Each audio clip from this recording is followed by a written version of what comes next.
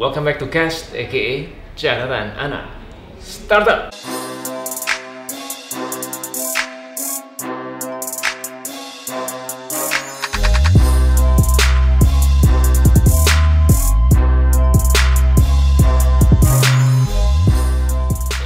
Tahun 1980, band The Buggles merilis lagu Video Killed the Radio Star, menandakan akhir era dari para bintang-bintang radio dengan kemunculan video.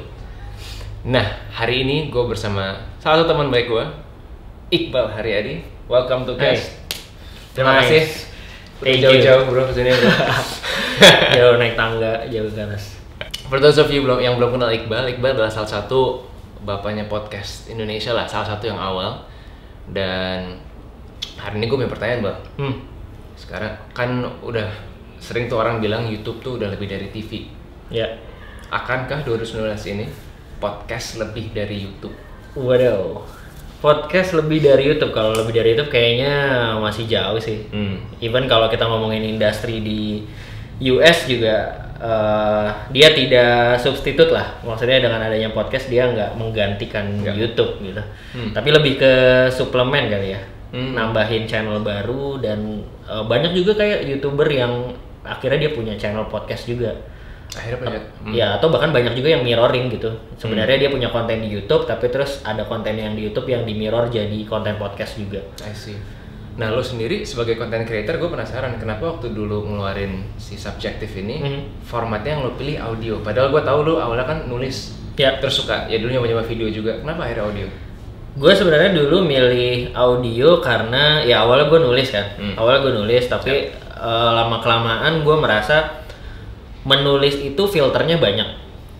Jadi kayak dari otak difilter ke tangan mau ngetik, dari ngetik lu ketikan draft pertama pasti lu hapus lagi. Kalaupun udah jadi pada akhirnya lu akan edit lagi. Nah, gue ngerasa buat gue pribadi sebagai orang yang talkative alias banyak bacot, lebih enak tuh ternyata mengeluarkan opini lewat audio gitu karena filternya lebih sedikit sehingga opini yang gue keluarkan atau informasi yang gue keluarkan tuh bisa lebih mendekati dengan apa yang sebenarnya gue pikirkan gitu. Lebih natural ya? Lebih natural. Jadi buat orang yang bacot, audio lebih audio cocok. sangat membantu. Oke. Nah, gue pribadi ini sebenarnya pengguna audio yang sangat hardcore ya. Bisa dibilang gue daily app yang gue pakai tuh Google Podcast sama Spotify. Ya. Spotify dengerin podcast Subjektif Iqbal nih salah satunya ya.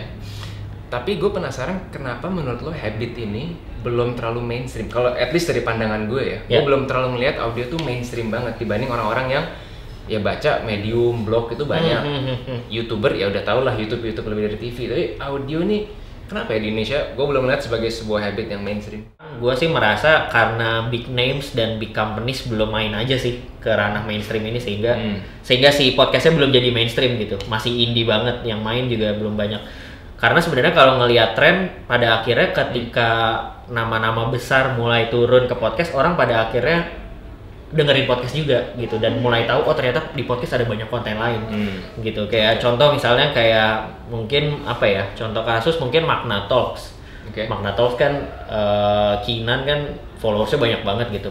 Mungkin gue yakin banyak banget followersnya Kinan yang nggak tahu ada podcast dan audio konten gitu. Tapi ketika akhirnya si Magna bikin ada Kinan di sana, otomatis followersnya tahu oh ternyata ada podcast ya, baru mereka nge-explore konten-konten yang lain. Pun gue merasa di US industri podcast sudah sangat mature, salah satunya karena company-company mulai mengaplikasikan podcast sebagai salah satu channel konten mereka gitu. Dan podcast jadi marak banget karena udah apa ya, jadi sumber belajar yang sangat kredibel. Lo mau belajar industri apapun di podcast pasti ada gitu. Jadi kayaknya kalau big names, celebrities sama companies atau spesifik tema-tema spesifik podcast tuh mulai masuk ke ranah podcast, kayaknya podcast akan mainstream.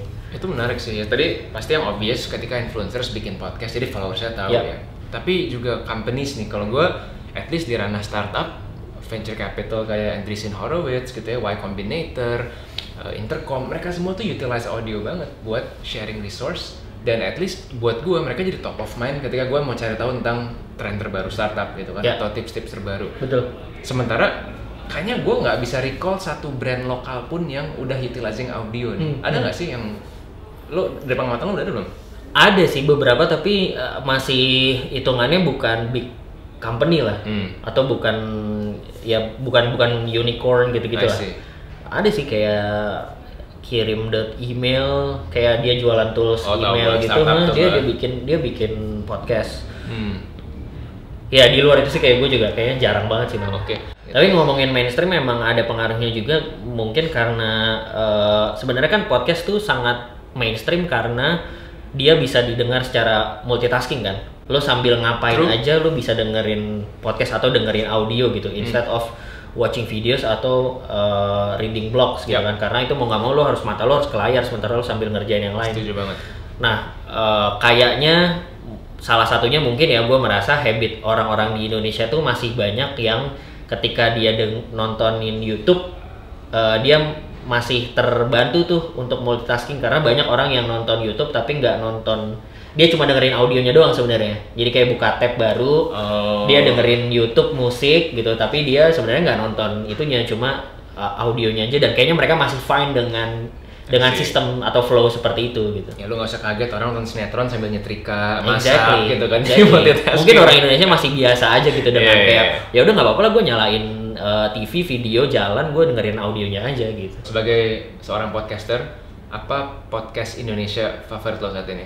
Favorit gue 30 Days of Lunch. Aryo dan Ruby ya? Aryo dan Ruby. Karena ya itu podcast yang sejak lama gue ingin dengarkan dan gue harapkan ada di Indonesia. Jadi podcast yang dia obrolan, tapi obrolan santai, tapi temanya tuh memberi pengetahuan baru lah. Gitu. Luas dan praktikal ya, gue rasa praktikal gitu. Temanya spesifik praktikal kan, kayak misalnya tentang financial literacy, terus bahas tentang traveling dan lain-lain gitu. Jadi kayak sangat bisa dipraktekkan setelah didengarkan gitu. I see. Ini sekarang gue akan coba dalam rangka mempromosikan podcast nih ya, gue akan coba menjadi suatu segmen dan coba lo rekomendasiin podcast, boleh Indo boleh luar negeri nih ya, cocok buat mereka ya. Gue seorang mahasiswa yang lagi galau. Gue di mahasiswa tahun terakhir, gue galau abis lulus mau ngapain, podcast apa yang gue harus dengerin? Itu subjektif. Banyak itu bahasannya, sangat membantu. Subjektif podcast ya, Gue udah kerja, mungkin gue di tahun kedua ketiga mulai ngerasain dunia kerja, mulai tahu kayak apa, terus gue pengen lebih sukses lagi dengan karir gue. I guess Gary V audio experience ya? Yeah. Ini dewanya content creator nih ya di Gary V. Oke, satu lagi, gue keluarga muda. Ya lu juga baru nikah kan, gue juga keluarga muda. Gue pengen tips-tips seputar mungkin berkeluarga. Ada Mas Aryo juga tuh, curhat babu. Gue sih nggak frequently dengerin itu, tapi ngelihat dari testimoni orang-orang yang dengerin tuh kayaknya membantu banget. Cool. Nah, speaking of Gary V ini kan dia pede banget sama audio dan voice ya. Dia bilang kayak brand itu harus banget invest sekarang karena kalau di US ada Alexa, ada Google Home. Kalau di sini mungkin belum pick up ya. Betul. Nah, lo sebagai pakar podcaster dan seorang narsum, bayangin sekarang kita lagi ngobrol sama mungkin orang yang kerja di company atau mungkin startup founders. What's your tips on how they can utilize audio atau podcast untuk bisa mempromosikan brand company mereka? I see. So, karena starting dari Gary V, gue juga mau lanjutin apa yang Gary V bilang. Sebenarnya prinsip bikin konten, ya especially podcast, itu cuma ada dua, dokumen sama create. Kalau lu males, lu dokumen aja. Dokumen tuh maksudnya lu hanya mendokumentasikan apa yang bisa lu dokumentasikan. Sebagai contoh misalnya, kalau lu adalah brand atau company atau startup yang emang bukan rajin sih. Kalau lu adalah brand atau company atau startup yang memang dalam kesehariannya banyak orang-orang ngomong, lu bisa sesimpel rekam itu gitu. Misalnya lu lagi meeting atau misalnya ada satu tim yang lagi mau present tentang report project yang mereka kerjakan sebelumnya. Nah itu bisa aja udah jadi konten gitu kan. Buka dapur dong jadi ya. Buka dapur, tapi ya who knows kalau ternyata dapurnya itu bisa jadi insight buat orang dan ternyata malah datengin leads gitu kan. Itu satu, dokumen. Atau bisa juga sesimpel tarik satu orang dari tim marketing, ayo kita ngobrol insight dari project marketing yang sedang lo kerjakan. Terus tarik anak engineering, oh lu lagi ngerjain project apa, produk apa, kayak kita cerita apa sih background lu, terus gimana lu ngerjain, gimana lu bisa solve the problems and everything, itu bisa jadi konten gitu. Itu dari sisi dokumen. Dari sisi create baru lo bisa mungkin yang lebih agak serius gitu, kayak lo bisa mencari nurunin dari misalnya jualan produk lo apa gitu. Jualan produk lo misalnya adalah service agency, misalnya agency digital gitu. Calon kliennya adalah orang-orang yang punya produk dan pengen dijual secara digital gitu. Nah, kita bisa menempatkan si podcastnya sebagai medium untuk mengeducate orang-orang bahwa digital service tuh penting loh. Jadi lo bisa mulai di situ dengan jelasin, produk lo case study misalnya, lo bisa jelasin dengan case study, ternyata ada produk yang dia sebelumnya dijual secara konvensional tapi dengan digital dia penjualannya naik 300%. Atau case study lain yang ketika dia digunakan dengan digital ternyata efisiensi budgetnya jauh lebih tinggi daripada dengan cara konvensional. Nanti dengan cara itu secara otomatis orang-orang yang mendengarkan awalnya mungkin mereka tidak aware dengan produk lo, tapi karena teredukasi bahwa ternyata ini penting dan merasa bahwa lo yang bahas, mereka yakin ini orang expert kayaknya, akhirnya mereka kontak dan bisa jadi klien juga. I see. So it's really more about soft selling ya. Kalau bahasanya Dewa Gary kan katanya jab baru hook. So to wrap up this first part, gue mau tanya juga nih ke lo, podcaster macam apa atau tema apa yang lo berharap bisa muncul di landscape podcast ini yang hari ini tuh belum ada atau mungkin belum banyak?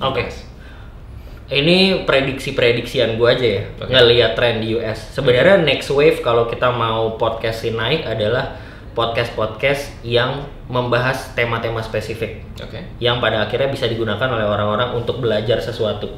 Jadi kalau di luar podcast tentang marketing gitu, atau lebih spesifik lagi podcast tentang digital marketing, podcast tentang konten marketing. Kayak si Neil Patel ya. Atau bahkan podcast tentang video marketing.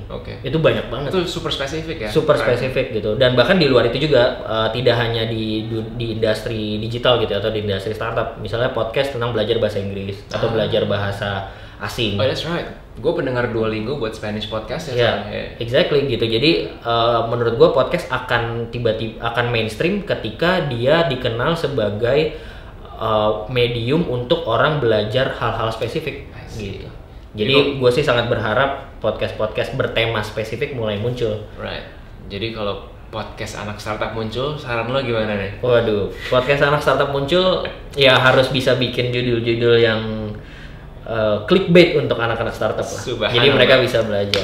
Menurut gue kalau podcast bertema-tema spesifik udah naik itu tanda-tanda kenabian lah datangnya. Bukan akhir zaman dan tanda-tanda matahari mulai terbit nih di industri podcast. Amin. Kita tunggu tanggal mainnya ya. Stick around guys, we'll be back for part 2.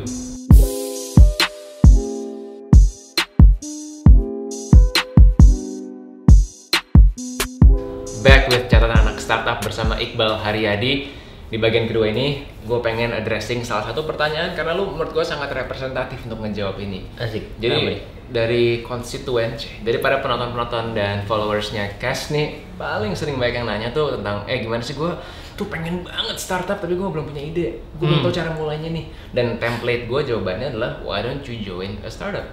Nah Iqbal nih mungkin buat teman-teman yang belum tahu adalah salah satu asabi kunal awalunnya kita bisa ya, bisa dibilang mungkin team member kedua yang full time. Umar bin Khattab. Umar bin Khattab ini subhanallah. Nah, gue mungkin akan ngelempar pertanyaan ini ke lo. Sekarang teman-teman banyak yang merasakan kayak gitu.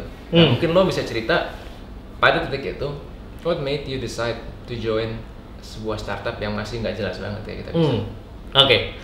Kalau gue ditanya kenapa waktu itu gue join startup specifically kita bisa tuh ada dua jawaban sih. Satu jawaban pertama sih dan dua-duanya jawaban jujur.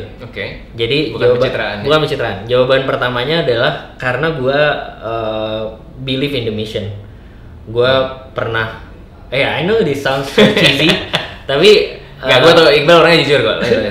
Tapi gue juga kan pertama tahu kita bisa karena gue waktu itu datang waktu itu Timmy masih awal-awal mulai lah. Terus Timmy ngisi salah satu acara di kampus dan gue kan emang suka waktu masih kuliah gue suka ikut acara seminar apa aja gue datengin gitu dan gue ketemu Timmy di situ, gue ngobrol sebentar Tapi setelah itu gue juga kebetulan gue lagi riset juga tentang industri crowdfunding di luar negeri gitu, dan gue ngerasa wow, this is sangat keren kalau ada di Indonesia gitu, dan ternyata udah ada yang mulai nih sih kita bisa ini gitu. Dan gue sih waktu itu jatuh hati lah dengan narasi yang dibawa sama Timmy gitu. Apa sih narasinya? Ya narasinya sesimpel Indonesia nih dibangun dengan gotong royong, dan dengan adanya teknologi digital, gotong royong ini bakal bisa membuat perubahan yang lebih besar gitu. Dan ya akhirnya waktu itu juga kebetulan kesempatannya akhirnya datang, ya Timmy juga kenal, maksudnya karena kenal dari sana, Timmy udah tahu gua, terus Timmy tahu gua bisa, salah satu hard skill yang dia tahu gua bisa adalah menulis gitu, dan kayaknya cocok, ya udah akhirnya tuh. Tapi lo di titik itu ada opsi-opsi lain nggak? Lo apply kerja ke tempat lain kek, atau lo pengen jadi pengusaha kek? Gua waktu itu udah jualan online sebenarnya. Gua jualan baju muslimah. Oh, Sista beneran? Sista. Gue dulu chatting apa? Belum di Instagram dong zaman dulu? Belum Facebook Ads, Facebook. Terus BBM. Jadi ngelempar leads-nya tuh ke BBM. Luar biasa. Jadi gue tiap hari dulu waktu akhir-akhir kuliah gue kerjanya chatting-chatting sama ibu-ibu gitu. Jadi gue udah biasa lah CS gitu. Jiwa entrepreneur-nya itu udah. Iya, waktu itu ada itu. Terus waktu itu gue lagi part-time jurnalis juga di Indonesia Kreatif, dan waktu itu sih lagi mau lagi cukup oke juga lah gitu. Backcraft itu ya? Backcraft waktu itu masih Kemenparekraf gitu. Ya ada opsi lah, tapi emang terus terang emang opsi yang paling jelas sih waktu itu buat gue, opsi yang paling jelas sebenarnya kita bisa gitu. Sedih ya. Opsi paling jelasnya di startup yang baru bertiga itu. Begitu sih, sehingga akhirnya join. Nah tadi balik lagi kayak gue jelasin ada 2 alasan. Sebenarnya alasan keduanya termasuk bahasan yang terakhir. Alasan keduanya adalah simply karena gue bego aja, gue nggak tahu di luar tuh sebenarnya gue punya kesempatan untuk apply kerja yang lain misalnya, atau kayak gue nggak tahu bahwa ternyata kerja di startup dengan gaji segitu misalnya, atau dengan kondisi kayak gitu kecil loh gitu, kayak gue bisa dapetin yang lebih baik di luar sana gitu. Tapi pada akhirnya sih gue karena sejak lama juga punya mental pionir gitu. Gue sih senang banget sih waktu join kita cuma berempat karena gue ngerasa kayak kita ya inilah founding team banget gitu. Gitu sih. Jadi satu memang karena misi, ya. 2 halusnya karena ketidaktahuan bahwa ada opsi lain. Tapi if you can turn back time, will you do other things? No, I don't think so. I'll do the exact same thing. Ya, to be honest, it's a leap of faith sih. Yang penting nih. It's a leap of faith. Kayak kalau gua balik ke masa lalu terus pakai kacamata yang lebih apa ya? Jernih. Bukan lebih jernih, lebih pragmatis gitu. Emang nggak masuk akal sih kenapa gue harus masuk ke Kita Bisa gitu pada saat itu gitu. Tapi ya tadi yang gue bilang kan, karena gue suka dengan misinya juga, dan gue merasa kayaknya emang leap of faith-nya penting untuk gue ambil. Akhirnya gue mengambil itu gitu. Itu mungkin kayak bottom line pertamanya dulu gitu. Jadi kayaknya nggak untuk semua orang, dan to be honest startup juga bukan keren-kerenan gitu kan. It's just another job sebenarnya kalau kita ngomongin pada kerjaan pada umumnya juga gitu. Tapi kalau ditanya enak dan tidak enaknya, ya satu, enaknya gue sih merasa enak karena setiap hari gue merasa kerjaan gue tuh berkontribusi sangat besar terhadap perusahaan ini. Karena ya gimana, kita cuma berempat, so kayak kalau lu bekerja lu udah kontribusi 25% gitu. Apapun yang lu lakukan atau tidak lakukan tuh kontribusinya 25% terhadap perusahaan gitu kan. Gampangnya gitu. Tapi fulfillment itu sangat menyenangkan sih. Itu satu. Kedua, gue merasa personal growth-nya juga bergerak dengan sangat cepat. Karena kalau misalnya gue ngobrol dengan teman-teman lain yang bekerja di tempat lain, biasanya kan kerjaan di tempat lain tuh udah jelas, lo harus kerjain ini 1, 2, 3 udah jelas gitu. Sementara kalau di startup, lo harus find out yourself apa yang harus dikerjakan, dan itu mau nggak mau membuat lo belajar secara cepat juga gitu. Mungkin dalam 1 tahun kenaikan level personal growth lo lompatnya bisa 2-3 kali misalnya dibandingkan dengan teman-teman di perusahaan yang mungkin guideline-nya sudah standardized gitu. Itu kedua. Ketiga, gue sih menikmati keseruan apa ya, scene-nya atau ekosistemnya. gimana ya, kayak ya mungkin orang-orang di scene startup, di scene startup gitu, dengan digital mindset, dengan digital products, how to combine, apalagi di Kitabisa ya, kalau spesifik di Kitabisa, how to combine social mission dengan teknologi itu sesuatu yang menarik sih. Right. Itu yang menyenangkannya. Gue akan nge-reframe pertanyaan gue. Oke. Ini tidak untuk orang yang seperti apa? Kalau early stage mungkin ya tidak untuk orang yang mencari kepastian gaji. Oke. Curhat. Oke. Ya itu satu mungkin. Ya maksudnya kan mungkin gue merasa kayaknya di kalangan anak muda yang mungkin gak terlalu aware dengan dunia startup tuh banyak yang ngerasa startup tuh kan selalu yang diberitakan unicorn, funding gitu. Kayaknya tajir gitu. Padahal kalau ngomongin early stage ya lu nggak akan ketemu ekspektasinya kalau kayak gitu. Itu satu. Kalau early stage tuh asnaf ya, penerima zakat. Iya, justru kita yang mencari orang-orang yang bisa memberikan sedekah. Itu satu. Apalagi ya? Kedua, mungkin tidak untuk orang yang tidak mau atau tidak suka dengan dinamika perubahan yang cepat gitu. Pengennya sesuatu yang stabil. Konstan, stabil. Ya, pengennya sesuatu yang stabil. Dan ini kalau secara psikologi juga kan orang beda-beda. Ada yang memang suka dengan perubahan yang cepat atau dinamika yang berubah-ubah, sesuatu yang spontan. Ada juga orang-orang yang sukanya dengan sesuatu yang stabil gitu. Nah, startup kayaknya kurang cocok untuk orang-orang yang suka dengan kestabilan gitu. Apalagi ya? Yang ketiga, orang yang ingin mendapatkan yang ketiga, orang yang ingin bekerja dengan guideline yang jelas. Pokoknya pengen terima jadi, oke, gue tahu apa yang harus gue kerjakan, gue tinggal ngerjain. Ini mirip kayak yang tadi ya, ketidakpastian itu. Gitu. Kalau yang poin ketiga sih gue lebih ke arah kalau lo mau jadi anak startup, lo harus punya self curiosity dan skill self learning yang bagus juga. Coba ulangi lagi tuh, kayak penting banget tuh. Kalau lo mau jadi anak startup, lo harus punya self curiosity dan skill self learning yang cepat juga. Curiosity ya, karena tadi lo banyak banget dicemplungin ke tempat yang tidak pasti. Iya, dicemplungin terus. Ya udah, pokoknya gue nggak mau tahu, lo harus nemu lele tuh di situ. Tapi cara lo nangkep lelenya gimana terserah lo cari sendiri tuh. Mau bikin jaring kek, mau bikin pancing kek, tapi bikin pancing caranya gimana lo belajar sendiri. Nice. Cool. So we'll be back for our final part. Stick around.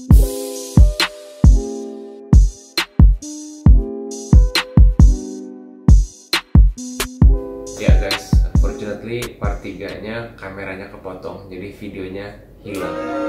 Tapi kayaknya ini udah sebuah konspirasi dari Allah Subhanahu wa Ta'ala bahwa audionya terselamatkan.